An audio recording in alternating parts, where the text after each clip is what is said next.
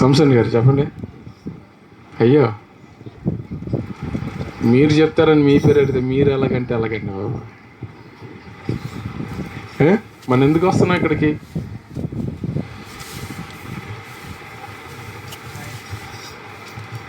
నాన్నగారు చెప్పండి.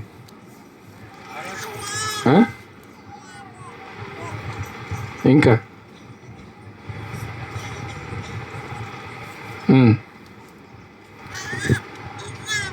సరే, ఆన్సర్ రేపు వారం తీసుకురండి. ఒక అతను ఉన్నాడంట, వాళ్ళు ఎప్పుడు నిజం చెప్పరంట. ఆ వ్యక్తి నిజం చెప్తే అతని తల 1000 ఒక్కలు అవుతుందంట. ఎవరు అతని పేరు? ఎవరమ్మా? ఎవరు? కాదు, పేరు మర్చిపోయాను అమ్మా.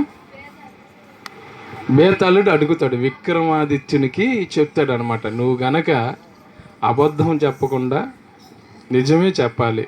హల్లెలూయా, హల్లెలూయా. ఏమంటాడు? ఒకవేళ నిజం చెప్తే భుజం మీద ఉన్నటువంటి బేతాళుడు ఏం చేస్తాడు? వెళ్ళిపోయి చెట్టు మీదకి వెళ్తాడు.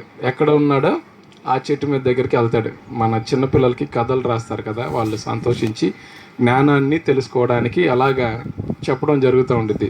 హల్లెలూయా. ఒకవేళ నీకు తెలిసి కూడా నిజం చెప్పకపోతే ఏమవుతుంది? తల అమ్మా 1000 ముక్కలు అవుతుందంట. హల్లెలూయా. అందుకని నిజమే చెప్తాడు విక్రమాదిత్యుడు. అలాగే మనం కూడా సత్యమే పలకాలి. హల్లెలూయా. ఈ మధ్యాహ్న కాలం మనం ఏం చూడాలి? హల్లెలూయా. అందరి కుటుంబాల్లో అందరం అన్ని ఫంక్షన్లు చేసుకుంటున్నాం కదా, చేస్తున్నాం లేదా? అంటే బయటికి చెప్పకుండా చేస్తున్నాం ఏంటమ్మా? మరే సగం అటు ఇటు తిరగనట్టు చేస్తున్నావా లేదా? కొంతమంది పుట్టిన దగ్గర నుండి కూడా కుటుంబంలో చుట్టాలకి, బంధువులకి, అందరికీ ఏం చేస్తారు? దూరంగా ఉన్న వారికి కూడా ఏం చేస్తారు? మా చిన్నతనం అయితే ఏమంటారు,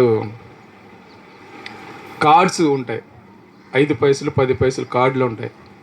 కార్డు మీద రాసి వారికి దొరుకుతుందో దొరకదేమని, పలానా రోజున మా ఇంట్లో ఈ ఫంక్షన్ని జరిగిస్తున్నాము, లెటర్ కదమ్మా కార్డు, దాని మీద రాసి ఈ సమయం కల్లా మీరు రండి, పలానా టయానికి ఈ టైంకి బస్సులు ఇక్కడికి వస్తాయి, ఈ టైం నుండి ఈ టైంకి మన ఇంటి ద్వారం నుండి వెళ్ళేటువంటి బస్సులు వస్తాయి అని వారు మర్చిపోకుండా, ఆ టైం తప్పితే మరలా బస్సులు రావని అన్నీ రాసి చక్కగా పోస్ట్ చేస్తాం.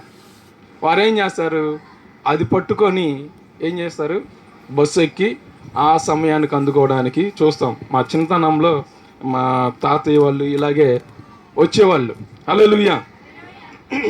అందరం చాలా రోజులుగా, చాలా దినాలుగా అన్నీ ఇలాగే మనం చేస్తూ ఉంటాం, ఇన్విటేషన్ ఇస్తూ ఉంటాం అందరికీ. ఇది ఇవ్వచ్చా ఇవ్వకూడదని కూడా ఉండదు, అన్నిటికి కూడా మనం ఈ రోజుల్లో అయితే చక్కగా ప్రింట్ చేయించి కలర్లుగా చిన్నపిల్లలకి బారసాల చేసినప్పుడు కానీ, లేదంటే వారికి పుట్టింటికలు తీయడానికి కానీ, పుట్టినప్పుడు కానీ నూతనంగా మనం అందరిని ఆహ్వానించడం మనకు అలవాటుగా ఉంటుంది. అది పెద్ద పండుగలాగా చేసుకోవటం ఉంటుంది. హల్లెలూయా, హల్లెలూయా. అలాగే మనం ఏం చేస్తాం? పెళ్ళికైతే మనోహర్ చెప్తాడు, ఆయన పెళ్ళికంట ఊరంతా రావాలి, 50,000 ఖర్చైనా పర్లేదంట. ఏం పెట్టాలంటే అది ఏమంటారు దాన్ని, డ్రమ్ములు కొడతారు కదా, బ్యాండ్ మేళం పెట్టాలంట. డేవిడా? ఓకే సారీ, నువ్వు వద్దని చెప్పినా పెట్టాడు. ఒక్కసారి కదా చేసుకునేది, పెట్టుకోవద్దా?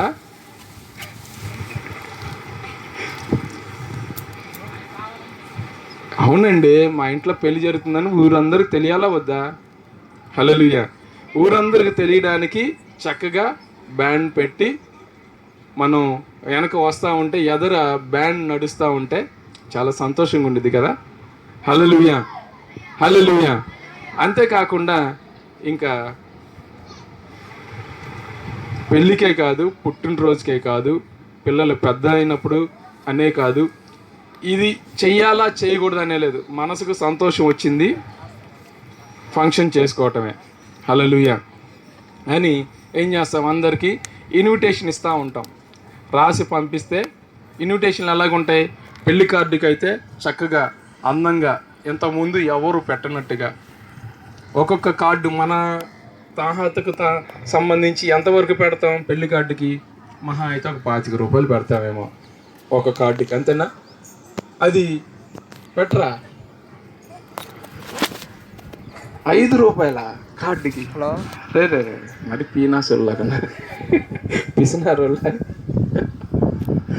హల్లెలూయా. మినిమం కార్డు ఈ రోజులో ప్రింటింగ్ అవడానికి 25 రూపాయల వరకు ఉంటుంది. ఆ కార్డు చూచి వెతికి నచ్చిన దాన్ని ఇంతకు ముందు డిజైన్ చేసిన వాళ్ళు కాకుండా మనకు నచ్చినట్టుగా కొత్తగా డిజైన్ చేయించుకొని ప్రింటింగ్ వేయించుకుంటాం. హల్లెలూయా. అదే అంబానీ గారి పెళ్లి కార్డు ఎంతో తెలుసా? ఏమ్మా ఎంత తెలీదా? అరే చెప్పండి, అంబానీ గారి పెళ్లి కార్డు ఎంతో తెలుసా? 1,00,000 రూపాయలు. హల్లెలూయా. ఒక్క పెళ్లి కార్డుకి అయిన ఖర్చు 1,00,000 రూపాయలు. ఏడి డేవిడ్ రాజు గారు యుద్ధానికి వెళ్ళారా? హల్లెలూయా, హల్లెలూయా. ఏం చేస్తున్నారు? 1,00,000 రూపాయలు ఖర్చు పెట్టి ఆయనకు పరిచయం ఉన్న వారిని, ప్రపంచంలో ఉన్న వారందరినీ పిలవడం జరిగింది. ఆ కార్డు మీద ప్రింటింగ్ ఎలా వేయించారంటే బంగారంతో వేయించారంట ప్రింట్. హల్లెలూయా. కార్డు విలువ అంతకు రావడానికి కారణం ఆ కార్డు మొత్తం బంగారంతో తయారు చేయటం వలన అంత వాల్యూ వచ్చింది. హల్లెలూయా. మనమైతే కొంతవరకే చేసుకుంటూ ఉంటాం, కొంతవరకు మనకున్న దాంట్లోనే సంతోషిస్తూ ఉంటాం. హల్లెలూయా. అలాగే మన జీవితంలో కూడా కొన్ని ఇన్విటేషన్లు వస్తూ ఉంటాయి. ఏమి ఇన్విటేషన్స్ అంటే దేవుని నుండి మనకు ఒక ఇన్విటేషన్ వస్తుంది. ఏమని? నేను లోకమును ఎంతో ప్రేమించాను. చెప్పండి, పరిచయం లేదా ఈ వాక్యం కూడా? దేవుడు విశ్వసించువాడు నశింపక నిత్యం జీవం పొందినట్లు ఆయనను మనకు యేసు రక్తం ఇచ్చింది. హల్లెలూయా. యోహాను 3:16 గోడ రాకపోతే మా ఇంట్లో అంటారులే, చెంచా నీళ్ళల్లో అంట దూకి చచ్చిపోవాలంట. ఏంటి? చెంచా నీళ్ళల్లో దూకి చచ్చిపోవాలి.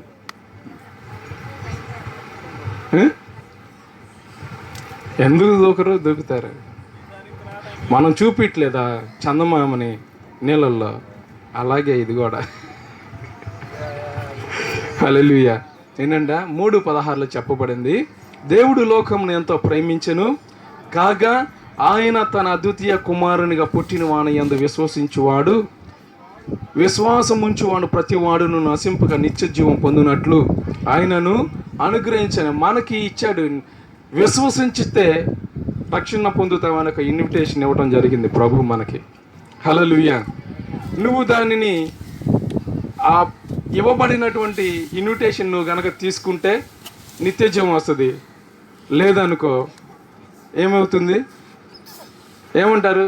అయ్యా టయానికి రాలేకపోయాను రా పెళ్ళికి, అరే రే రే లేట్ అయిపోయింది, చూడలేకపోయాను, అక్షంతలు వేయలేకపోయాను, జీలకర్ర బెల్లం పెట్టేటప్పుడు నేను రాలేకపోయాను రా, అరే రే బెల్లే పని అయిపోయింది అని చాలా బాధపడుతూ ఉంటారు. అలాగే ఇన్విటేషన్ నీకు అందినా కూడా ఆఖరికి నువ్వు రాలేదనుకో ఉండేది ఏంటిది? కన్నీరు, వేదన. ఈ లోకంలో అయితే బాధపడతావు, కొద్దిగా కొన్ని రోజుల తర్వాత మర్చిపోతాం. కానీ అదే ఈ ఇన్విటేషన్ కనుక నువ్వు పొందుకోకపోతే, దాన్ని నువ్వు తీసుకోకపోతే నీకు వచ్చేదేంటి? నరకం, నిత్యము. హల్లెలూయా, హల్లెలూయా, హల్లెలూయా. రోడ్డు మీద ఎనికేపాడులు ఇలాగే చెప్తే, ఏంటి ఇన్విటేషన్ ఏంటయ్యా అని అన్నారు. హల్లెలూయా. చాలామంది హల్లెలూయా మారడం జరిగింది. హల్లెలూయా, హల్లెలూయా. అందుకనే ప్రభు మనకు ఒక ఇన్విటేషన్ ఇస్తున్నాడు. ఎవరు నశించిపోకూడదు, ఎవరు ఈ లోకంలో విడిచిపెట్టబడకూడదు. ఒకవేళ విడిచిపెట్టబడితే యుగయుగములు నరకములో కాల్చబడతారని ఆయన ప్రేమ అనే ఇన్విటేషన్ ఈ లోకానికి పంపించడం జరిగింది. హల్లెలూయా. ఆ ఇన్విటేషన్ ఏంటంట? ప్రేమతో కూడినది. హల్లెలూయా. తన ప్రేమను, దేవుడు లోకమును ఎంతో ప్రేమించను. ఏంటంట? ప్రేమ అనేటువంటి ఇన్విటేషన్ని, ఆయన ప్రేమను మనలో పంపించాడు. ఎవరైతే దానిని పొందుకున్నారో ఆ ప్రేమను, వారిని ప్రభు విడిచిపెడతాడు, విడిపిస్తాడు ఈ లోకం నుండి, బంధకాల నుండి. హల్లెలూయా, హల్లెలూయా. ఈ మధ్యాహ్న కాలం మనం చూడబోయేది ఏంటంటే ఇన్విటేషన్. నువ్వు ఎవరికి ఇన్విటేషన్ ఇస్తున్నావు, ఏం చేస్తున్నావు అనే దాని మధ్య మనం చూడబోతున్నాం. హల్లెలూయా. మత్తయి సువార్త 4వ అధ్యాయము 1 నుండి చదువుదాం. త్వరగా గట్టిగా. సమయం అప్పుడే 12:30 అయిపోయింది. అప్పుడు యేసు అపవాది చేత శోధింపబడుటకు ఆత్మ వలన అరణ్యమునకు కొనుపోబడెను. 40 దినములు 40 రాత్రులు ఉపవాసం ఉండి పిమ్మట ఆయన ఆకలి కొనుగా ఆ శోధకుడు ఆయన యొద్దకు వచ్చి, నీవు దేవుని కుమారుడు అయితే ఈ రాళ్లను రొట్టెలగునట్లు ఆజ్ఞాపించుమనెను. అందుకైన మనుష్యుడు రొట్టె వలన మాత్రము కాదు గాని దేవుని నోట నుండి వచ్చు ప్రతి మాట వలన జీవించును అని వ్రాయబడి ఉన్నది. హల్లెలూయా, హల్లెలూయా. నోటి మాట. ఇంకొక చోట కూడా రాయబడి ఉంది, నీ నోటి మాట అది జీవ మరణాలకు దారి తీస్తుంది. హల్లెలూయా. మరలా తర్వాత చూద్దాం. ఇక్కడ చెప్పబడుతున్నటువంటి మాట ఏంటంటే, అపవాది దేవుని యొద్దకు వచ్చాడు. 40 దినాలు ప్రభువారు ఎంతో ఉపవాసం ఉండి ప్రార్థన చేసి దేవునితో సహవాసం చేసిన తర్వాత అపవాది వచ్చి ఒక ఇన్విటేషన్ వేస్తున్నాడు. చూడాలి, వినాలి. ఏంటి? వచ్చి ఇదిగో ఒక ఇన్విటేషన్ ఇచ్చి, నీకు ఆకలేస్తుంది కదా, దేవుని కుమారుడు కదా, కాబట్టి ఇప్పుడు నువ్వేం చేయాలి? ఒక్క మాట చెప్పు చాలు. ఏమంటున్నాడు? ఇన్విటేషన్ ఏంటి? రాళ్లను రొట్టెలుగా చేసుకొని తిను అనేది ఇన్విటేషన్. ఎవరికి? యేసు ప్రభువారికి. హల్లెలూయా, హల్లెలూయా. వాడు ఒక్క పొల్లు కూడా పోదంట. అపవాది ఎలాగా శోధిస్తాడంటే, బైబిల్ గ్రంథంలో ఒక్క పొల్లు మనమైనా తప్పు చేస్తాం కానీ వాడు తీసివేయకుండా ఖచ్చితంగా దానిని నెరవేరుస్తాడని మనం చూస్తాం. హల్లెలూయా. చెల్లికి బైబిల్ ఉందమ్మా? ఓకే, చూడండి. హల్లెలూయా. ఏం చేస్తున్నాడంట? శోధకుడు ఆయన యుద్ధకు వచ్చి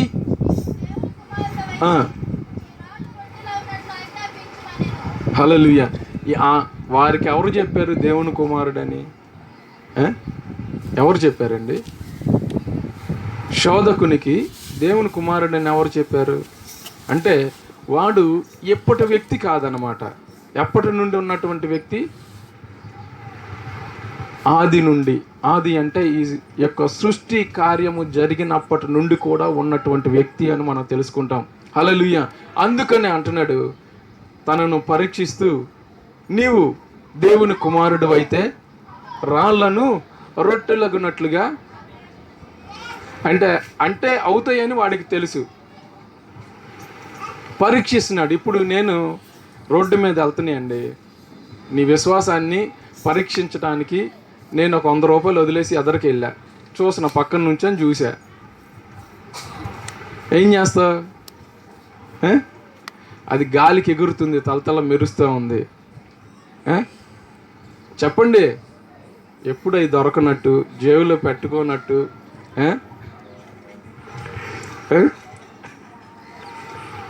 హల్లెలూయా. ఏంటి ఆ 100 రూపాయలు ఏం చేస్తారు కదా? నిజం. చక్కగా ఎవరైనా చూస్తున్నారో లేదా చూసి, ఎదర వెనక చూసి, వెంటనే లేదా పడిపోయిందేమోనని వంగి తీసుకొని జేబులో పెట్టేసుకుంటాం. పెట్టుకోరా, నిజం మాట్లాడుకుందాం. ఇప్పుడు కూడా ఉన్నారమ్మా, ఉన్నారు. హల్లెలూయా.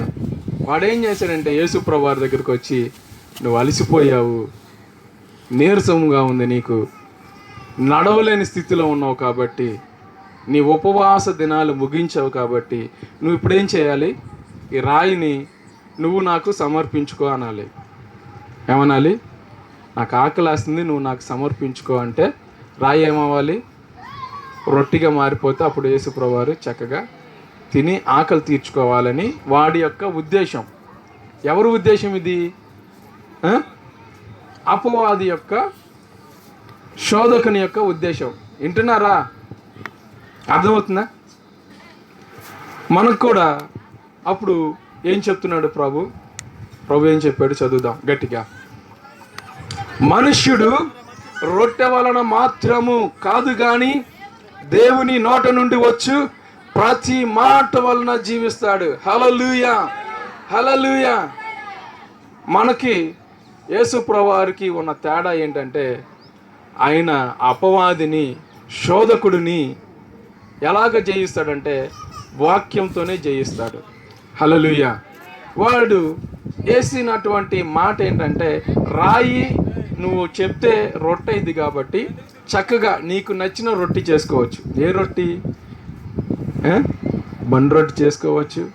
నీకు మనసులో ఏ రొట్టి నచ్చిందో ఆ రొట్టి పేరు చెప్పు, అది అయ్యి నీకు వస్తుంది. చేయలా 5,000 మంది పంచలా? అలాగే అప్పటి వరకు టైం ఎందుకు, ఇప్పుడే తినే అన్నాడు. హల్లెలూయా. కానీ ప్రభు ఏం చెప్తున్నాడు? మనుషుడు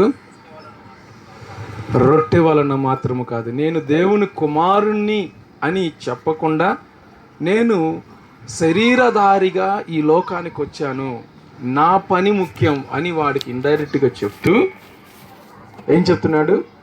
మనిషి రొట్టె వలన మాత్రమే కాదు. హల్లెలూయా. మనము ఒక్క పూట ఉపవాసానికి ఏమవుతాయి? కాళ్ళు చేతులు లాగేస్తూ ఉంటాయి. అందరూ ఉపవాసం ఉన్న వాళ్ళందరూ హల్లెలూయా చెప్పండి. హల్లెలూయా. ఖచ్చితంగా ఉపవాసం ఉండాలి. హల్లెలూయా. ఏం చెప్తున్నాడు? మనుష్యుడు రొట్టె వలన మాత్రమే కాదు కానీ దేవుని నోట నుండి వచ్చు ప్రతి మాట వలన. ఎలా జీవిస్తారండి? ఆహారం అయిద్దా దేవుని మాట? చెప్పండి. మరి అమ్మ నాన్నలు మాట్లాడుతున్నారు, మనం జీవించట్లేదే. అన్నం పెడితేనే కదా పొట్ట నిండేది, శరీరానికి అది అరిగి శక్తినిచ్చేది. మరి దేవుని మాట ఎలాగా ఆరోగ్యం ఇస్తుంది? హల్లెలూయా. అంటే ఆయన నోటి మాట ప్రతి ఒక్కరిని జీవింపచేస్తుందని మనం బైబిల్ గ్రంథంలో చూడగలుగుతాం. 40 దినాలు నీరు లేదు, ఆహారం లేదు. ఎవరికి? మోషే కూడా సినాయి కొండ మీద కూర్చొని ప్రభు చెప్తుంటే అలాగ వింటా ఉన్నాడంట. నిద్ర రావట్లేదు, బడలిక రావట్లేదు. హల్లెలూయా. ఆ మాట నీకు జీవాన్ని ఇస్తుంది. నువ్వు ఆ మాట వింటాం కనుక నువ్వు నేర్చుకుంటే ఈ లోకంలో నీకంతా వ్యర్థంగా కనిపిస్తుంది. హల్లెలూయా. నువ్వు జీవిస్తూ ఉంటావు. హల్లెలూయా, హల్లెలూయా. ఇంకా ఏమవుతూ ఉంటుంది? ఇంకొక వ్యక్తి ఎవరు? ఇంకొక వ్యక్తి 40 దినాలు పరిగెత్తుకుంటూ వెళ్ళాడు. ఎవరు?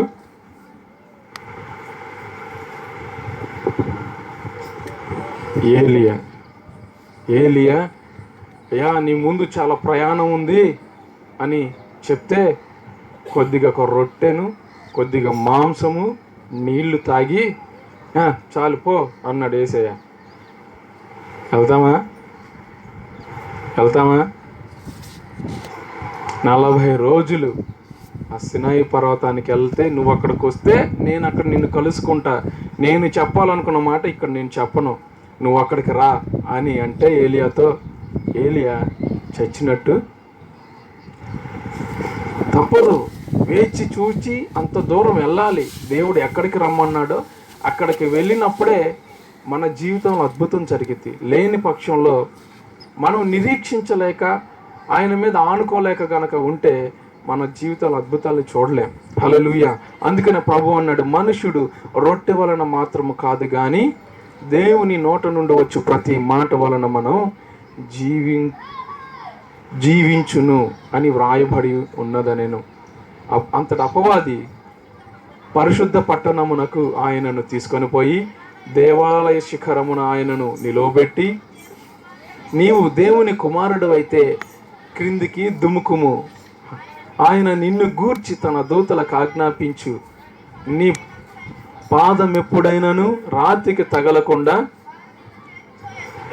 చూసారా, వాగ్దానం చెప్తున్నాడు సాతాను. వాడు చెప్పినట్టు మనం చెప్తామా? చెప్పండి. యేసు ప్రభువారికి చెప్తున్నాడు, ఇదిగో బైబిల్లో రాసి ఉంది కదా, మీ పాదానికి రాయి తగలకుండా నీ దూతలకి ఆయన ఆజ్ఞాపిస్తాడు కాబట్టి ఆయన నువ్వు పడిపోకుండా ఆయన నిన్ను కాపాడేవాడుగా ఉంటాడు కాబట్టి నువ్వు దూకు, నువ్వు దేవుని కుమారుడు కదా అని. మరి ఇంకోటి వేసాడు,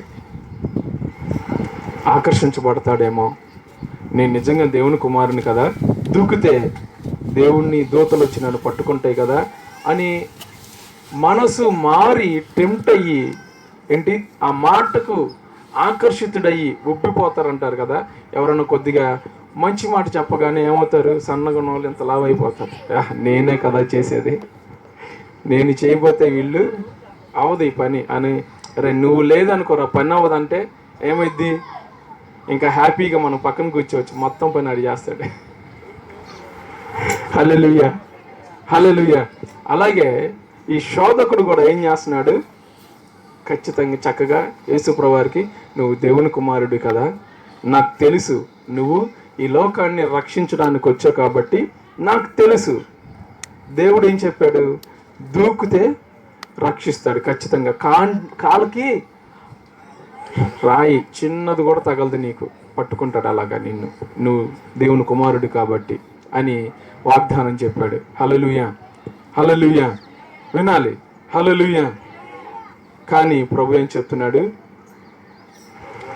ప్రభు అయిన నీ దేవుణ్ణి నీవు శోధింపవలదని ఒరే ఒక చోట వ్రాయబడి ఉన్నదని వానితో చెప్పారు. మరలా అపవాది మిగులు ఎత్తైన ఈ కొండ మీదకి ఆయనను తోడుకొని పోయి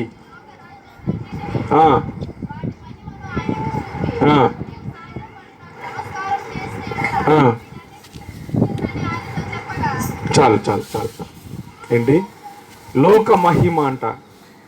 ఈ లోక మహిమ ఏంటి, ఫంక్షన్స్, గొప్పలు. వారు 1,00,000 ఖర్చు పెడితే నేను లేకపోయినా పర్లేదు, పక్కనోడి దగ్గర తీసుకొచ్చి ఖర్చు పెట్టాలి. అరే ఆకలి వేస్తుంది రా, ఒక ముద్ద పెట్టరా అంటే అమ్మా నాన్నలకి ఒక ముద్ద పెట్టరు. కానీ చనిపోయినప్పుడు అంట ఏం చేస్తారు, ఫలానా వాడు ఫలానా వాళ్ళ అబ్బాయి ఏం చేశాడు, గిన్నెలు కూడా పంచారంట పేరు కొట్టించి దాని మీద. హల్లెలూయా. నిజం, ఆ గిన్నె కనపడినప్పుడల్లా పలానా వాళ్ళదని చెప్పిద్ది ఆ గిన్నె. హల్లెలూయా, హల్లెలూయా. అది కూడా ఇంకో ఇన్విటేషనే. హల్లెలూయా. యేసు ప్రభువారిని చక్కగా వాడు ఏం చేస్తున్నాడంట, కొండ మీదకి తీసుకెళ్ళాడు, లోకంలో ఉన్న అన్ని చూపిస్తున్నాడు, ఇష్టంగా జీవిస్తున్నారు ప్రజలందరూ. వాడికి అది మహిమగా ఉందంట. అపవాదికి ఈ లోకంలో చేసినటువంటి గొప్ప కార్యాలు, మనుషులకు గొప్పగా ఉన్నటువంటివన్నీ కూడా అపవాదికి గొప్పగా, ఈ లోకంలో అతనికి అధికారం ఇవ్వబడింది కాబట్టి ఇవన్నిటిని వాడే జరిగిస్తున్నాడు. కాబట్టి ఈ లోక మహిమ ఏం చేస్తాడంట, ఆయనకు చూపి నీవు సాగిలపడితే, నీవు నాకు సాగిలపడి నమస్కారము చేసినాడులా, హల్లెలూయా, వీటన్నిటినీ నీకిచ్చేదను. ఏం చేస్తాడంట? ఇక్కడ ఉన్నటువంటి లోకంలో ఉన్నటువంటి సంతోషము, సమాధానం, తాగటం, తిరగటం, పాపం చేయడం, తిట్టుకోవడం, కొట్టుకోవడం, నరుక్కోవడం, అన్నీ ఈ మహిమంతా నీకే. అలెగ్జాండర్ ఏం చేశాడు? లోక మహిమ కోసం ప్రపంచాన్ని జయించాలని ప్రారంభించాడు. హల్లెలూయా.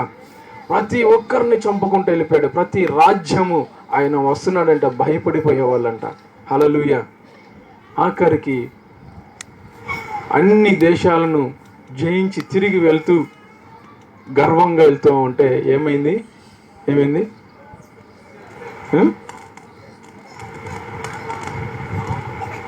అనండి,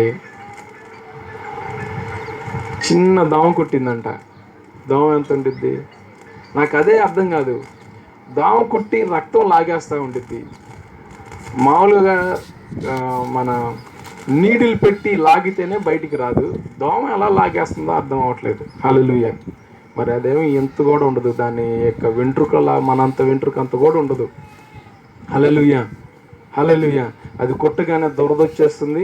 అక్కడ బ్లడ్ తాగగానే వాచిపోయిద్ది. అక్కడ బ్లడ్ ఉండదు కాబట్టి వాచి బాగా దురదొస్తూ ఉంటుంది. హల్లెలూయా. ఒక్క చిన్న దాము కొట్టగానే ఏమైపోయింది? మలేరియా జబ్బు వచ్చేసింది. ఆ రోజుల్లో మందు లేదు. వెంటనే అది విషంగా మారి చనిపోయే సమయం దగ్గరకు వచ్చేసిందంట. అంటున్నాడంట తన దగ్గర ఉన్నటువంటి సోల్జర్ని పిలిచి, ఇదిగో నేను అయిపోయింది నా టైము, ఈ మహిమంతా ఎన్నో దినాలు లేవు, చూడలేకపోయాను, కాబట్టి ఏం చేయాలి? ఒక బాక్స్ శవపేటికి ఒకటి తయారు చేయించి ఇటువైపు ఒక రంధ్రం, అటువైపు ఒక రంధ్రం పెట్టించు అని చెప్పి, చచ్చిపోయిన తర్వాత దానిని మోసుకెళ్తా ఉంటే ప్రపంచాన్ని జయించినటువంటి అలెగ్జాండరు ఏమీ తీసుకెళ్ళట్లేదు అని చెప్పమని చెప్తాడు. హల్లెలూయా. అలాగే ఆయన సైనికులు కూడా అలాగే చేయడం జరుగుతుంది. హల్లెలూయా. అందుకని ఈ లోక మహిమ ఎంతసేపు ఉంటుంది? ఇందాక చూచినట్టుగా పొగవలే ఆవిరైపోయింది. ఉదయం పూస్తుంది పువ్వు, ఉదయాన్నే చూస్తాం, చాలా మనసుకు ఆనందం ఇస్తుంది, ఆహ్లాదాన్ని ఇస్తుంది. సాయంత్రం అయ్యేసరికి హల్లెలూయా చెట్టుకు కూడా ఉండదు. మనం కూడా, మన జీవితం కూడా చాలా చిన్నదిగా ఉంటుంది. అందుకనే ఏమంటున్నాడంట? ఈ లోక రాజ్యములన్నిటినీ వాటి మహిమను ఆయనకు చూపి, అంటే అందులో ఉన్న వాటన్నిటిని చూచి యేసుప్రభువారు తన మనసు మార్చేసుకొని అట్రాక్ట్ అయిపోయి ఆయన పని మరిచిపోయి వాడికి సాగిలు పడాలంట. హల్లెలూయా. ఏం చేయాలి? వాడికి సాగిలు పడాలంట. వాడికి చిన్న కండిషన్ ఏంటి? వాడికి సాగిలు పడాలి అంతే. ఈ మహిమ నాకు కావాలి అని చెప్పి అపవాదికి సాగిలు పడితే తీసుకో, ఎంజాయ్ చేయంటాడేమో. హల్లెలూయా, హల్లెలూయా. అందుకనే ప్రభు అంటున్నాడు, ఏమన్నాడు? సాతానా పొమ్ము, ప్రభు అయిన నీ దేవునికి మ్రొక్కి ఆయనను మాత్రమే సేవింపవలనని రాయబడి ఉన్నదనెను. హల్లెలూయా. ఏంటి? శోధన యేసు ప్రభువునే విడిచిపెట్టలేదు. శోధకుడు యేసు ప్రభువునే ఈ శరీరధారిగా ఉన్న రోజుల్లో విడిచిపెట్టలా. నిన్ను నన్ను విడిచిపెట్టడం ఏంటి చెప్పండి? నిన్ను నన్ను, అదేంటన్నా రక్షణ పొందాం, మారు మనసు పొందాం, మందిరానికి వస్తున్నాం, ఆత్మచేత నింపబడుతున్నాం, భాషలు మాట్లాడుతున్నాం, ఎలాగా అని అంటే వాడు కూడా నీకన్నా బాగా తెలివైన వాడు. వాడికి కత్తి వాడడం తెలుసు. ఏంటి? నీకు కత్తి వాడటం తెలిస్తే, కత్తి అంటే ఏంటి వాడటం తెలిస్తే, వాడికి ఎన్ని సంవత్సరాలుగా వాడుతున్నాడు, ఎన్ని వేల సంవత్సరాలుగా. మహా అయితే మనం ఒక 4-5 సంవత్సరాల నుండి వాడటం ప్రారంభించాం. అది కూడా తుప్పు పెట్టి ఉండిద్ది.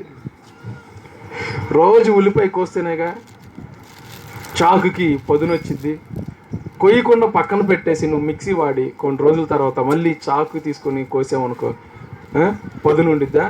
లేదు, మళ్ళీ దాన్ని పదును పెట్టించాలి. హల్లెలూయా. లేదనుకో పని చేయదు. మనం కూడా అంతే, వాడటం మానేస్తే ఏమైంది? అది వాడు మాత్రం ప్రతి ఒక్కరి మీద ఉపయోగిస్తూనే ఉంటాడు. ఎలాగా అంటే డైరెక్ట్గా ఏం కాదు, బైబిల్ గ్రంథంలో చెప్పబడుతూ ఉంది. ఏమనంట, వాడు జల్లించేవాడంట. అపవాది, నేను రెఫరెన్స్ చెప్పకుండా స్పీడ్కి వెళ్ళిపోతాను, టైం లేదు. హల్లెలూయా. వాడేం చెప్తున్నాడు? ఖచ్చితంగా మీరు జాగ్రత్తగా ఉండండి, అపవాది మిమ్మలను జల్లించకుండా మీ విశ్వాసాన్ని కాపాడుకోండి అని ప్రభువు చెప్తాడు. వాడు ఏం చేస్తాడంట? జల్లిస్తాడు. అనయా,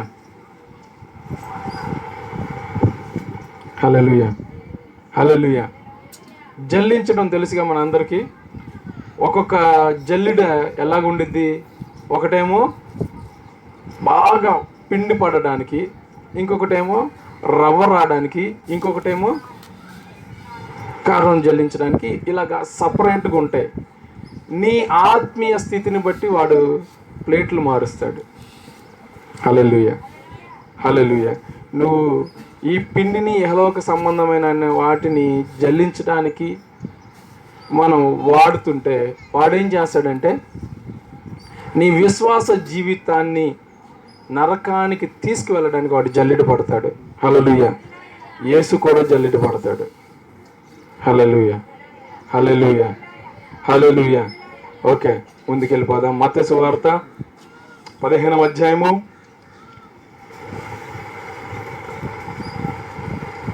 18.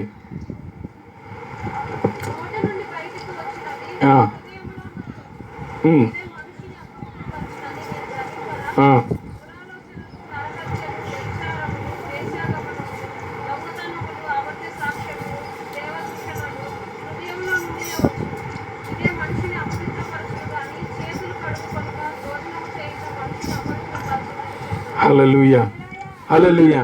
అపవిత్రత అనే దానిని ఆయుధంగా వాడి నీ ఆత్మీయ జీవితాన్ని పాడు చేసేవాడిగా ఉంటాడు. ఒక ఇన్విటేషన్ వేస్తాడు. ఎలాగా? కళ్ళ ద్వారా సినిమా వాల్ పోస్టర్ చూపిస్తాడు. హల్లెలూయా. వెంటనే నీ మనసులో ఏమవుతుంది? నీ తలంపు అనేక రకాలుగా మారిపోతూ ఉంటాయి. వినాలి, చూడాలి. వింటున్నారా? ఏమవుతుంది? ఏం చెప్పాను? రాజుగారు చెప్పాలి. హల్లెలూయా. మనోహ, యేసయ్యా. చాలా నెమ్మదిగా అర్థమయ్యేలాగా చెప్తున్నాను నేను అనుకుంటున్నా. మరి మీకు అది అర్థమవుతుందో లేదు మరి. హల్లెలూయా. నోటి మాట ద్వారా అంటే మనం వెళ్తూ ఉంటాం, రోడ్డు మీద వెళ్తూ ఉంటాం, ఎంతోమంది ఉంటారు, అనేక రకాలైనటువంటి మనుషులు వెళ్తూ ఉంటారు. వెళ్తూ ఉన్నప్పుడు మనం ఏం చేస్తాం? గుర్రం ఉందండి, గుర్రం మన మాట వినాలంటే ఏం చేసిద్ది? ముక్కుకి తాడు కట్టి వెనకకి లాగి కళ్ళుకి అటు ఇటు చూడకుండా. ఎందుకు?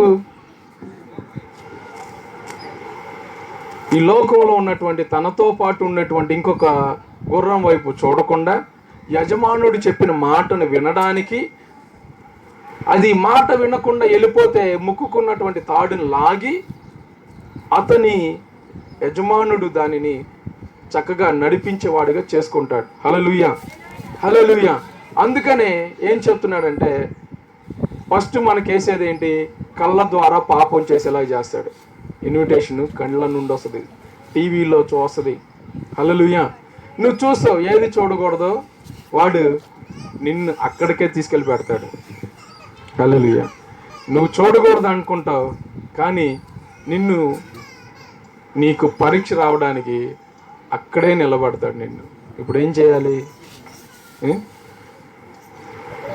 చూసి నాయన తండ్రి ప్రభు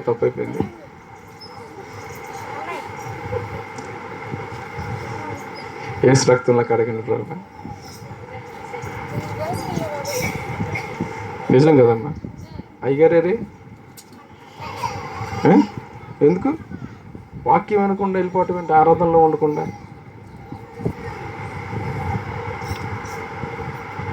అయ్యో, మంచి వాక్యాన్ని మూసేవట్లా ఉన్నా కదా. హల్లెలూయా, హల్లెలూయా. అదే ఇన్విటేషను. నిజం, వాక్యం వినకూడదు, ఆరాధనలు ఉండకూడదు, రా నువ్వు బయటకు వచ్చేసాయని అనవసరంగా పాపం ప్రేమ్ని సాతాను తీసుకెళ్ళిపోయాడు. ఇన్విటేషన్. అతను రికగ్నైజ్ చేస్తే, నేను వచ్చిన మందిరానికి నేను ఇక్కడ ఉండాలి, ఆరాధించాలి, వాక్యాన్ని నేను వినాలి, దేవుని ఆత్మతో నేను నింపబడాలి అని తను కనుక గ్రహించగలిగితే, సాతాను నుండి వచ్చినటువంటి ఇన్విటేషన్ని వదిలేసి మందిరంలో కూర్చునేవాడు. అవును, వాడు అలాగే చేస్తాడు. మనం గ్రహించలేనట్టుగా మనల్ని పాపం చేయాలని చూస్తాడు వాడు. హల్లెలూయా, హల్లెలూయా. మనిషి ఏంటంట, నోటి నుండి బయటకు వచ్చినవి హృదయములో నుండి. ఎక్కడి నుండి? హృదయం అంటే మన తలంపులు ఎక్కడ పుడతాయి? మెదడులో. మన తలంపులు పుట్టక మునిపే అన్నిటినీ గ్రహించినటువంటి ప్రభు ఏం చేస్తున్నాడు? ఖచ్చితంగా వాటిని నుండి దూరపరచాలని చూస్తాడు. చాలామంది అనేక రకాలుగా పాపంలో త్వరగా పడడానికి గల కారణం ఏంటి? నేత్రం. ఈ కన్ను నీకు పాపము చేసి దేహాన్ని పాపానికి నెట్టేదిగా ఉంటుంది. అనేక రకాలైనటువంటి పెద్ద పెద్ద డబ్బున్న వారు కూడా కన్ను చూపు వలన, మన చరిత్ర చూసుకుంటే రాజులు కూడా కళ్ళ ద్వారా ఉన్నటువంటి ఆకర్షణీయమైనటువంటి స్త్రీని చూచి మోహించి రాజ్యాలను వదిలేసుకున్నారని మనం చరిత్రలో చదువుతాం. హల్లెలూయా, హల్లెలూయా. ఈ కన్ను ద్వారా నీ లోపలికి వచ్చి నువ్వు పాపం చేసేదిలాగా ఉండవు. కొంతమంది బయటికి చెప్పొచ్చు, చెప్పకపోవచ్చు, హృదయంలో దాచిపెట్టుకుంటారు, అది కూడా పాపమే. హల్లెలూయా. పాత నిబంధనలు అయితే నువ్వు చేస్తేనే పాపం, దొరికితేనే రాయి పెట్టి కొట్టి చంపుతారు. కానీ క్రొత్త నిబంధనకు వచ్చేసరికి ఏంటి చెప్పండి, చెప్పాలి. క్రొత్త నిబంధనకు వచ్చేసరికి జయమ్మ చెప్పాలి. ఏంటి క్రొత్త నిబంధనకు వచ్చేసరికి? ఐసే కైసా హోతా హై.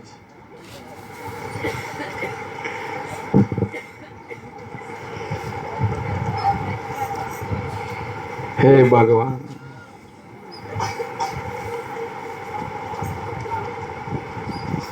హల్లెలూయా, హల్లెలూయా. అదే ఇన్విటేషన్. నువ్వు వినకూడదు, చెడగొట్టాలి, అయిపోయింది. ఏముంది? ఆశీర్వాదం గయా. అది. హల్లెలూయా, హల్లెలూయా. నేను ఈ వాక్యాన్ని మారుద్దామని చాలా ప్రయత్నం చేశాను. ప్రభువా ఏంటి అంటే ఒక్కటే ఇన్విటేషన్ అనే రాసుకున్నా. ఏంటి ప్రభువా అని ప్రార్థన చేస్తే నిన్న కూర్చొని దీనికి సంబంధించింది ధ్యానం చేయడం జరిగింది. హల్లెలూయా, హల్లెలూయా. నోటి నుండి వస్తుంది. యేసు ప్రభువారికి వాడు నోటి ద్వారానే ఇన్విటేషన్ ఇచ్చాడు. మనకు కూడా మన కళ్ళ ద్వారా వస్తుంది, చెవుల ద్వారా వింటాం కదా. ఇది కూడా ఒక ఇన్విటేషనే. హల్లెలూయా. నువ్వు వింటావు, ఎవరో చెప్పారు నీ మీద చెడ్డగా, అది తీసుకొచ్చి నువ్వు చెప్పావు. ఇప్పుడేమైంది? ఎక్స్పీరియన్స్ లేదా ఎవరికి? వద్దులే, ఉన్నాయి, చాలా ఉన్నాయి. హల్లెలూయా. డేవిడ్ గారు చూడండి. హల్లెలూయా. ఏంటి?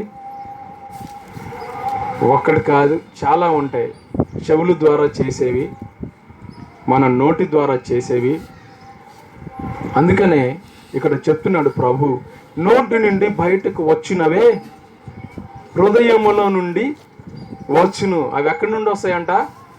హృదయంలో దాచేసుకొని ఉన్నాం. అప్పుడు తర్వాత మాట్లాడతాం. అలా మాట్లాడినప్పుడు ఏమవుతుందంట? యాకోబు పత్రిక వెళ్దాం. యాకోబు పత్రిక వెళ్తే నేను ఎంతో చెప్పాలనుకున్నా కానీ టైము. యాకోబు రాసిన పత్రిక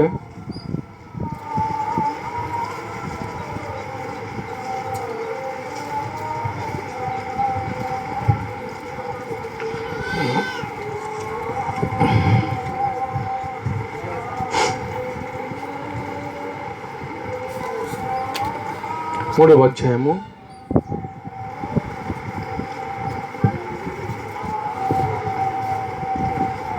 2 నుండి చూద్దాం. 211వ పేజీ నంబర్. అనేక విషయములలో మనమందరము తప్పిపోచున్నాము. ఎవడైనను మాట యందు తప్పని ఎడల అట్టివాడు లోపము లేనివాడై తన సర్వ శరీరమును స్వాధీనపరుచుకున్న శక్తి గలవాడగును. హల్లెలూయా. ఏంటంట? లోపము లేకపోతే మన నోటి నుండి వచ్చే మాట తూచ అని అంటారు కదా, తప్పకుండా అంటే పొల్లు కూడా పోకుండా అన్నీ నెరవేరిస్తే అతనికి ఏంటంట? లోపము లేని వాడుగా ఉంటాడంట. సర్వ శరీరమును స్వాధీనపరుచుకున్న శక్తి గలవాడగును. గుర్రములు మనకు లోబడుటకై నోటికి కళ్ళెము పెట్టి వాటి శరీరం అంతయు త్రిప్పుదుము కదా. ఓడలు కూడా చూడుడి, అవి ఎంత గొప్పవై పెనుగాలికి కొట్టుకొని పోబడినను ఓడ నడుపు వాని ఉద్దేశము చొప్పున మిక్కిలి చిన్నదకు చుక్కాని చేత త్రిప్పబడును. హల్లెలూయా. ఏమంటుందంట? ఇప్పుడు సముద్రంలో ఒక ఓడ ఉంది, చిన్న పడవ లాంటిది. దానిని ఏం చేస్తారు? పెద్ద పెద్ద గాలి వస్తుంది, కొట్టేస్తా ఉంది. పడిపోకూడదు, మునిగిపోకూడదు. ఏం చేయాలి అంటే ఓడను నడిపేటువంటి నావికుడు ఆ తెరచాపును దాని డైరెక్షన్స్ అన్నీ తిప్పుతూ ఉంటాడు. గాలి ఎట్టొస్తుందో దానిని చూచి దానిని పడిపోకుండా జాగ్రత్తగా దాస్తూ ఉంటాడు. హల్లెలూయా. మనము కూడా ఈ లోకంలో జీవించి ఉన్నంత కాలము మనము వాక్యమును జాగ్రత్తగా ఉపయోగించాలి, లేకపోతే సాతాను మనలను జల్లించేవాడుగా ఉంటాడు. హల్లెలూయా. హల్లెలూయా. కిందకు. అలాగే నాలుక కూడా చిన్న అవయవమైనను బహుగా అదిరిపడును. హల్లెలూయా. ఏంటంట? నాలుక ఏం చేసిద్ది? మనం టేస్ట్ చూడడానికి నాలుక వాడతాం, మాట్లాడడానికి కూడా నాలుకే వాడతాం. నాలుక లేదనుకోండి ఏమవుతుంది? నాలుక లేదనుకోండి, లేదు మీకు ఇప్పుడేం పరిస్థితి? మాట్లాడండి, ప్రయత్నించండి. నాలుకని కింద దవడకు నొక్కి పట్టి మాట్లాడండి. మాట్లాడమ్మా. రావని చెప్తే అలాగా? నువ్వు ప్రయత్నం చేసావు ఇంతకుముందు? బాగా ఎక్స్పీరియన్స్ ఉంది అయితే. హల్లెలూయా. ఒకసారి అలా పెట్టి మాట్లాడండి, ట్రై చేయండి, చెప్పండి. స్పష్టంగా మాట్లాడలేం, ఉచ్చారణ దోషాలు వస్తాయి, మనం చెప్పాలనుకున్నటువంటి మాట చెప్పలేం. హల్లెలూయా. హల్లెలూయా. హల్లెలూయా. అందుకనంటే ఈ నాలుకేంటి? నాలుక ఏమైద్ది? అదిరి పడుతుందంట. చిన్నదే నాలుక మనకి. ఇది లేదనుకో బెబ్బెబ్బేనే, ఎందుకు పనికిరావు ఈ నాలుక. నువ్వు ఎంత తెలివ అయ్యి ఉండొచ్చు, కానీ నువ్వు ఎక్స్ప్రెస్ చేయకపోతే ఏమవుతుంది? మనం కూడా పేడెత్తుకొని పిడకలు చేసుకోవాలి. హల్లెలూయా. అందుకని ఇక్కడ బైబిల్ గ్రంథంలో చెప్పబడుతుంది, నాలుక కూడా చిన్న అవయవమైనను బహుగా అదిరిపడును. అదిరిపడును అంటే ఏంటంటే కింద అతిశయపడిద్ద. నేను గొప్ప ఏంటి, నేనే, నాలుక లేకపోతే ఇలా పరిస్థితి ఏంటి అని అదిరిపడిద్దంట. హల్లెలూయా. ఇంకా కింద చదువుదాం. ఎంత కొంచెము నిప్పు ఎంత విస్తారమైన అడవిని తగలబెట్టును. హల్లెలూయా. అది ఇప్పుడు ఈ నాలుక ఏం చేస్తుంది? మొన్న ఆస్ట్రేలియాలో అడవి మొత్తం కాలిపోయింది. ఎవరన్నా అంటించారా? లేదు. కానీ అక్కడ ఉన్నటువంటి పరిస్థితులను బట్టి అడవి మొత్తం కాలిపోయింది. ఈ నాలుగు కూడా ఏం చేస్తుందంట? ఏంటిది ఇక్కడ బైబిల్లో రాయబడి ఉంది? అగ్ని ఏమన్నా, ఫైర్ ఏమన్నా రాసుకున్నారేంటి? రాసుకోలే? ఎందుకు రాసుకోలే? కనపడదు, మీరు అలా చెప్తారు. ఎవరిని అనుమాను కాలిపోతూ ఉంటారు. ఎదటి వ్యక్తి నిలువున మాడి అలా బుగ్గైపోవాలన్నమాట. అంత గంటం అనగానే ఆ మాట వారి హృదయంలోనికి వెళ్ళి ఏం చేస్తుంది? వారిని బలహీనపరుస్తుంది. నన్ను అన్నారు, నన్ను అన్నారు, నన్ను అన్నారు. ఉదాహరణకి చూసుకుంటే అత్త కోడలను చూసుకుంటే చాలు. అత్త కోడలను చూసుకుంటే వారి మాటలను మనం చూస్తే కోడల యొక్క హృదయము ఎంత గాయపరచబడిద్దో మనకు తెలిసిద్ది. హల్లెలూయా, హల్లెలూయా. చిన్నదానికి పెద్దదానికి ఆవిడ ఒక రోజు కోడలుగానే వచ్చిందని మర్చిపోయి ఉన్న కోడల మీద ఇప్పుడు పెత్తనం చూపించి అన్నారనుకోండి, ఏమవుతుంది? గాయపడుతుందా లేదా? ఒకరోజు దొరకపోతాం, నాకు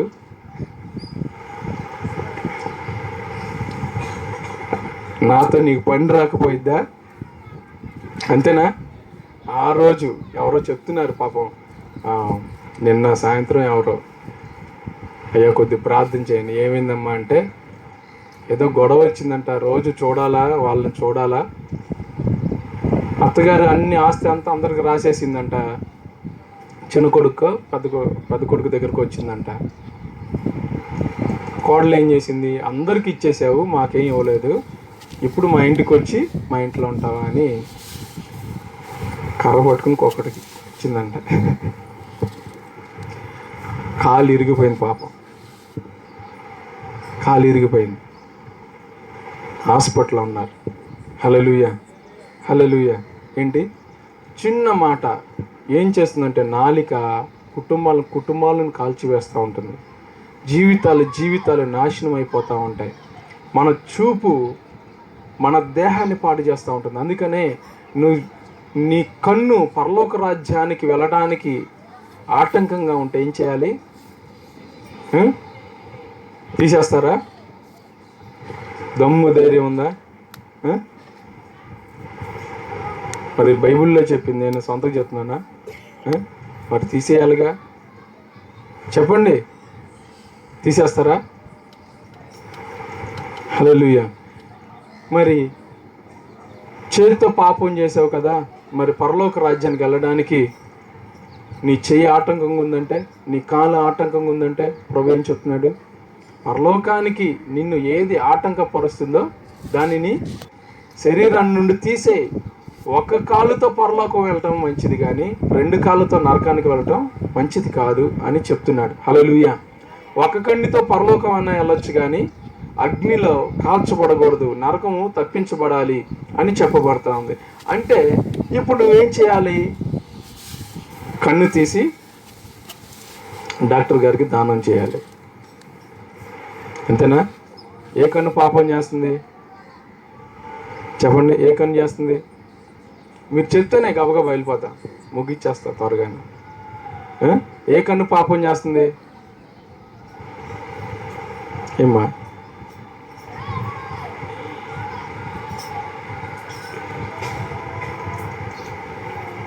ఏ కన్ను పాపం చేస్తుంది? 2 అయితే తీసి ఇచ్చేసాయి. మరి 2 కళ్ళతో పాపం చేస్తే నువ్వు పరలోకం వెళ్ళాలా వద్దా? నువ్వు తీసేయాలా లేదా? ఎప్పుడు తీస్తున్నావు అమ్మా? ఏంటి పరిస్థితి? నవ్వుతావేంటమ్మా నువ్వు? హల్లెలూయా. అంటే ఈ తలంపులను యేసు రక్తంలో కడుగుకోవాలి. ఇవి ఆయన రక్తంలో కడుగుకొని పరిశుద్ధపరచబడిన తర్వాత నీ నేత్రాలు ఇహలోకంలో ఉన్న దానిని చూడకుండా ఆయన నిన్ను ఆటంకపరుస్తాడని అర్థం.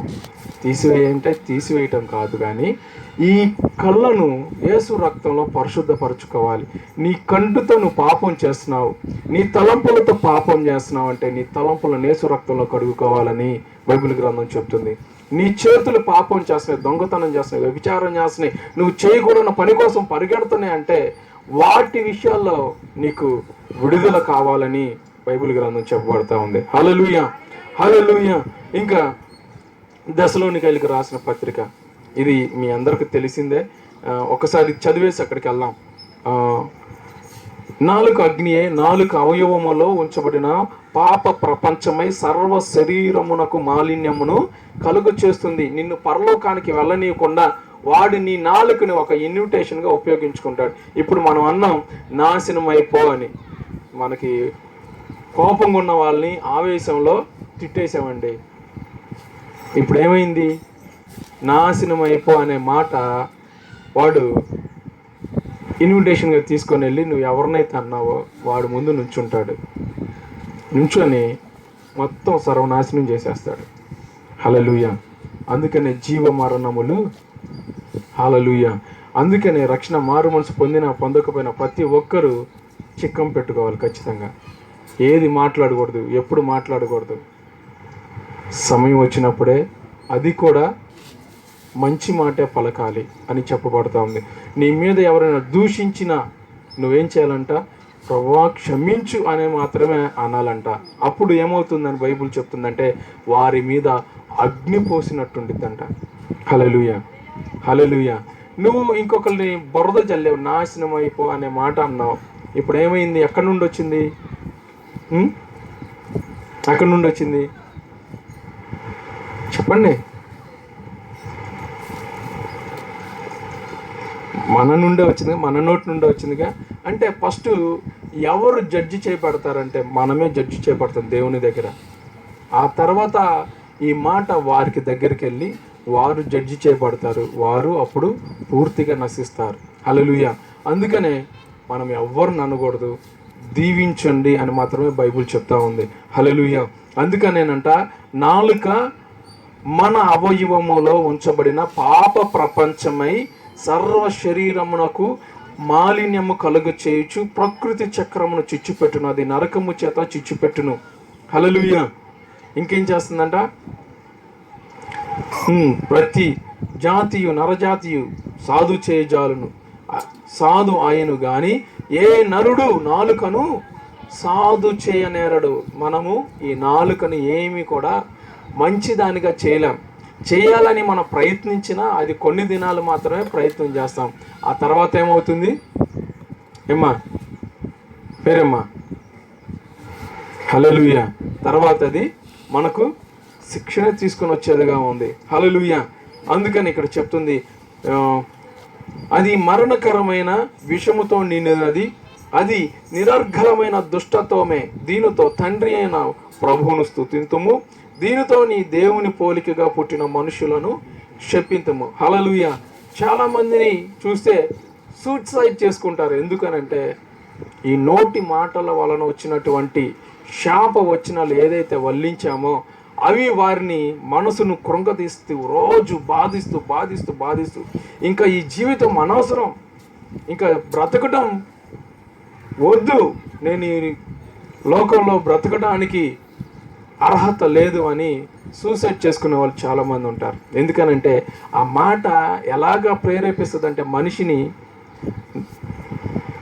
ఏమంటారు దాన్ని, ప్రాణం తీసుకునే దానికి ప్రేరేపిస్తూ ఉంటుంది. హల్లెలూయా.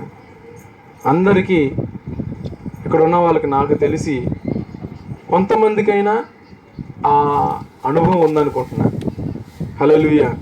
చాలా మాటలు ఎలాగుంటాయంటే మన స్నేహితులు, మనం ప్రేమించినటువంటి వాళ్ళే అనే మాటలు కూడా మనకు ఎలాగుంటాయి, మన ప్రాణాన్ని తీసేసేదిగా ఉంటుంది.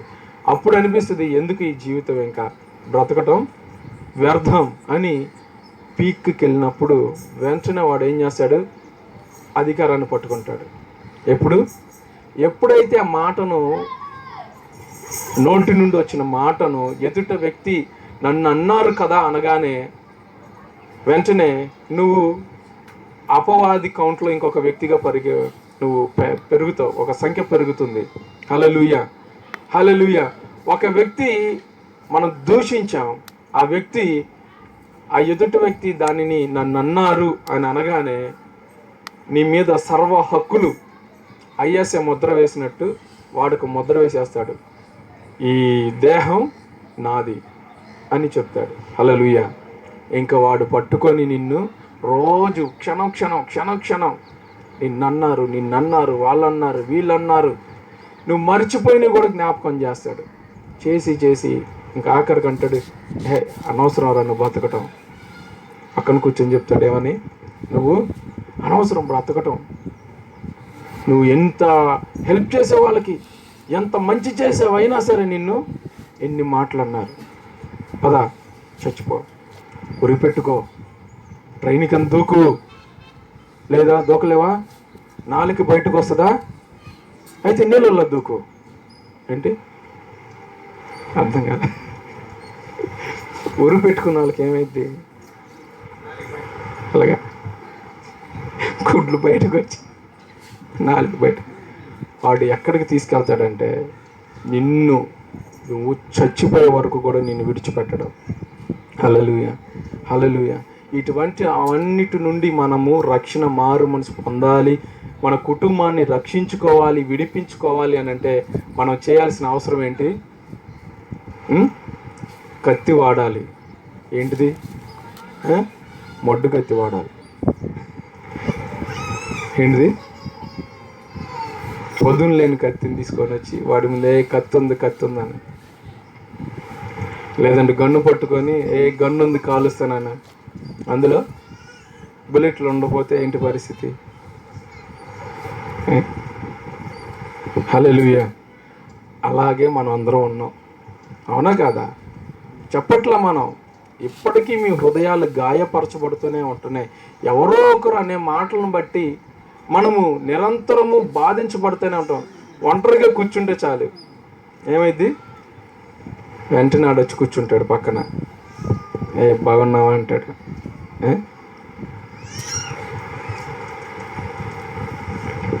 అనగానే ఏం బాగోలే, వాళ్ళన్ని మాటలు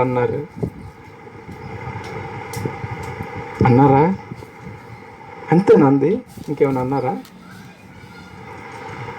ఏమ్మా? హల్లెలూయా. ఇవన్నిటి నుండి విడిపించబడాలంటే నీ నాలుకను జాగ్రత్తగా చేసుకోవాలి, నీ తలంపులను జాగ్రత్త చేసుకోవాలి.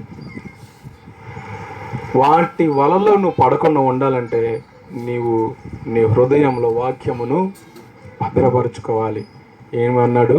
నీ వాక్యము నా పాదములకు దీపమును, నా త్రోవలకు వెలుగై ఉంది. వెలుగుందా, చీకటి ఉందా? వెలుగుతూ ఆరిపోతుందా? అప్పుడప్పుడు మినుకు ట్యూబ్లైట్ అనేది కదా,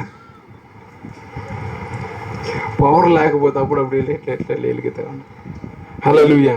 అందుకని ఇక్కడ చెప్పబడినట్టుగా ఏంటంట, ప్రకృతి చక్రం నాకు చిచ్చు పెట్టెను, అది నరకము చేత చిచ్చు పెట్టెను, తీసుకుని వెళ్ళి నిన్ను నరకములు యుగములు కాల్చిపోనట్లుగా ఆ నోటి మాట నిన్ను చేస్తుందని చూడగలుగుతున్నాం. హల్లెలూయా. చేసిన పాపం. దావీదు మహారాజు యొక్క తల్లిగారు ఎవరు అండి?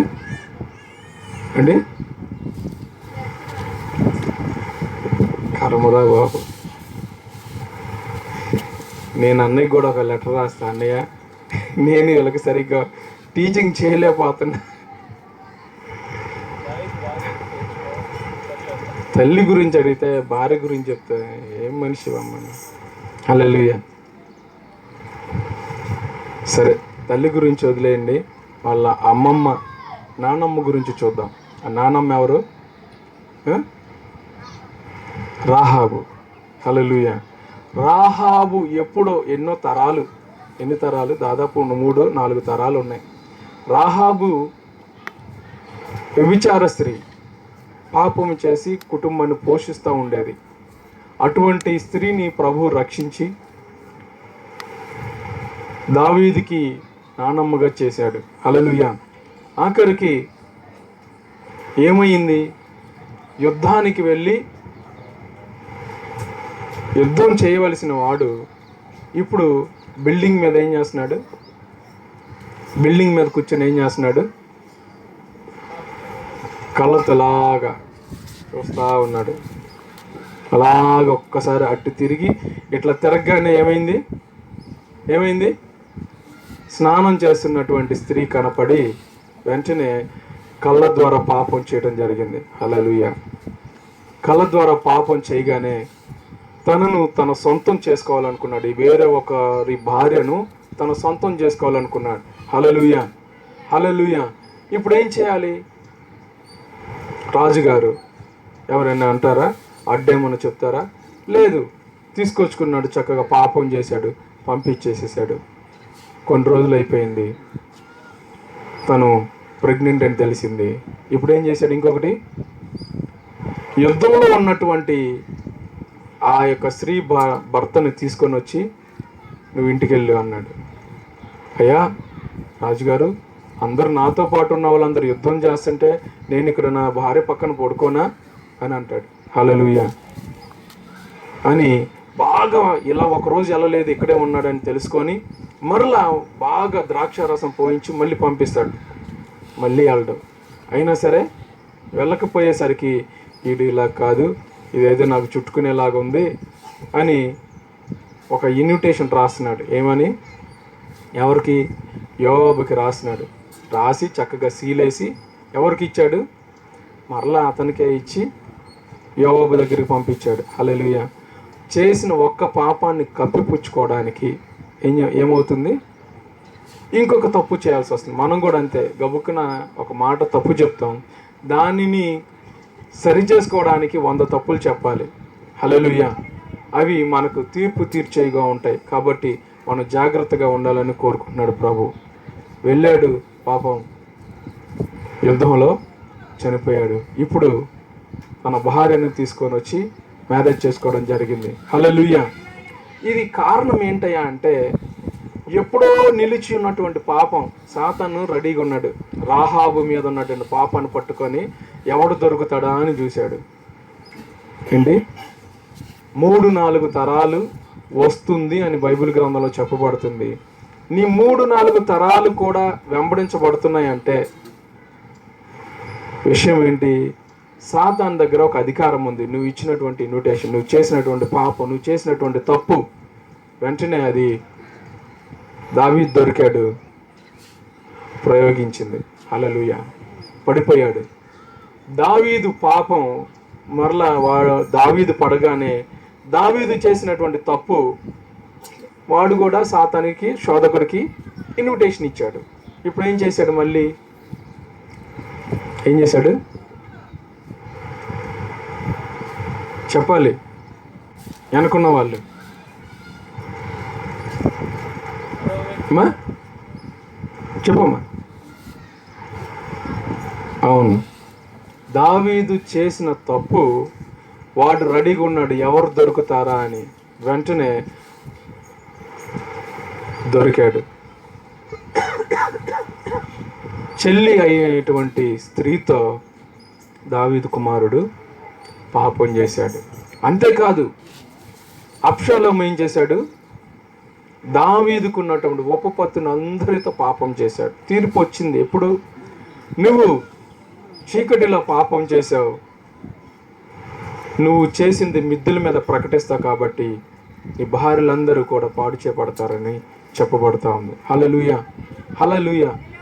ఏ పాపం అయితే ఉంటుందో, నువ్వు దాచిపెట్టుకుంటున్నావో, దేవుని యొద్ద ఒప్పుకోకుండా అలాగే ఉంచుకుంటున్నావో, యేసు రక్తంలో కడుగుకోకుండా నీ కళ్ళతోనూ, నీ తలంపులతోనూ, నీ హృదయంతోనూ, నీ నోటి మాటతో నువ్వు దాచుకున్నటువంటి ఏ పాపమైనా సరే వాడి దగ్గర ఉండిద్ది.